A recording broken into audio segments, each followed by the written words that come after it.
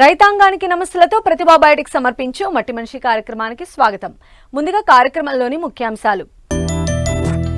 ఖరీఫ్ పంటలను విత్తుతున్న రైతులు అధిక దిగుబడుల కోసం సాగులో పాటించాల్సిన మెళకువలు.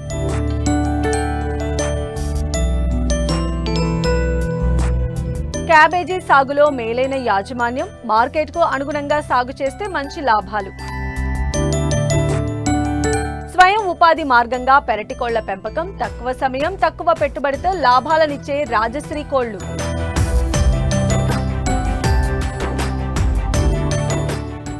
ఖరీఫ్ ప్రారంభమైంది. అడపాదడపా పడుతున్న వర్షాలకు ఇప్పటికే రైతులు భూములు సిద్ధం చేసుకున్నారు. విత్తనాలు, ఎరువులను సమకూర్చుకున్నారు. అయితే మెట్ట, మాగాణుల్లో పంటలు సాగు చేసేటప్పుడు రైతులు ఎలాంటి పంటలను ఎంచుకోవాలి, సాగులో ఎలాంటి మెళకువలు తీసుకుంటే పెట్టుబడులు తగ్గి అధిక దిగుబడులు సాధించొచ్చో రైతులకు తెలియజేస్తున్నారు వరంగల్ ప్రాంతీయ వ్యవసాయ పరిశోధనా స్థానం ఏడిఆర్ డాక్టర్ ఉమారెడ్డి.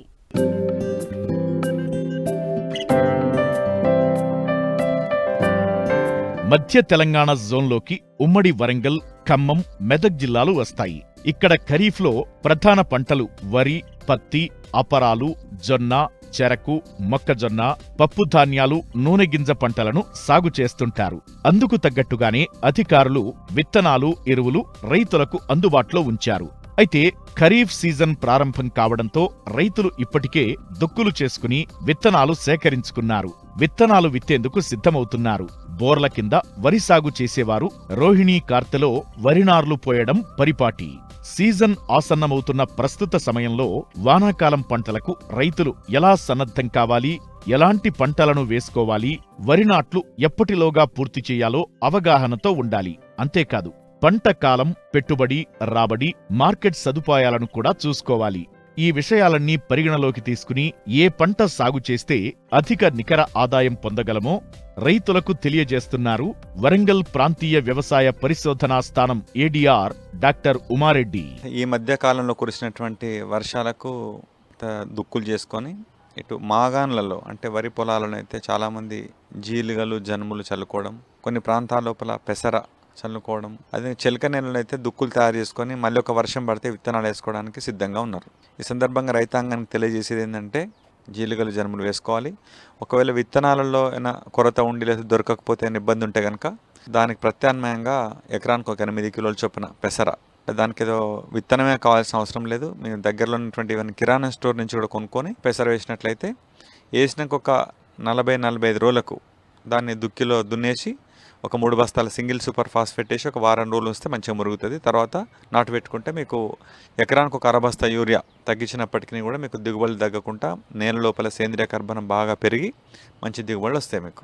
ఇంకా చెలక ప్రాంతంలో అయితే ముఖ్యంగా రైతులు పత్తి గింజలు ఇట్లా, మొక్కజొన్న ఇట్లాంటి వేసుకోవాల్సిన వాళ్ళు ఒక మంచి వర్షం అంటే దాదాపు 60 లేదా 70 మిల్లీమీటర్ల వర్షం పడి నేలంతా కూడా బాగా తడిసి ఒక సాలు వచ్చేంత వర్షం పడ్డ తర్వాతనే విత్తనాలు వేసుకోవాలి.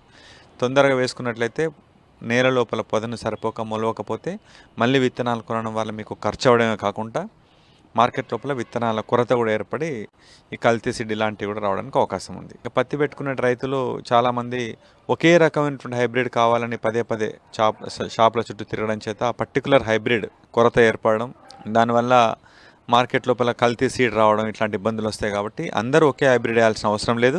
దాదాపు మార్కెట్లో ఉన్నటువంటి ఒక 20-25 హైబ్రిడ్స్ కొంచెం కుడి ఎడమగా అన్నీ ఒకే రకంగా ఉంటాయి.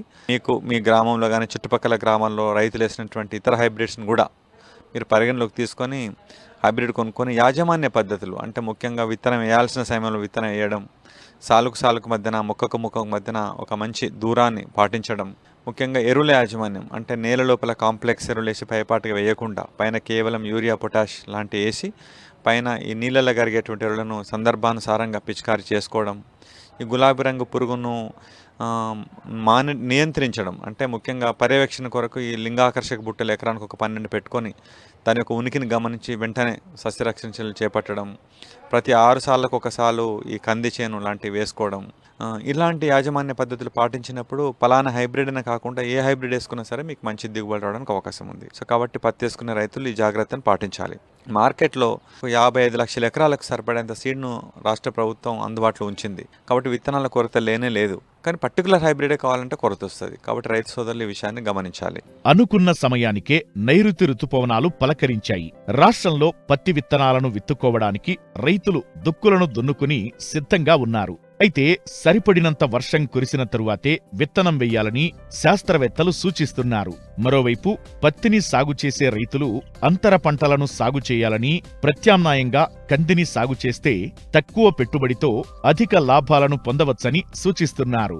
వరి నారుబోసుకొని నాటు పెట్టుకుంటే కూడా రైతు సోదరులు ముఖ్యంగా ఇప్పుడు సీడ్ కావాలని చాలామంది తిరిగిపోతూ ఉన్నారు.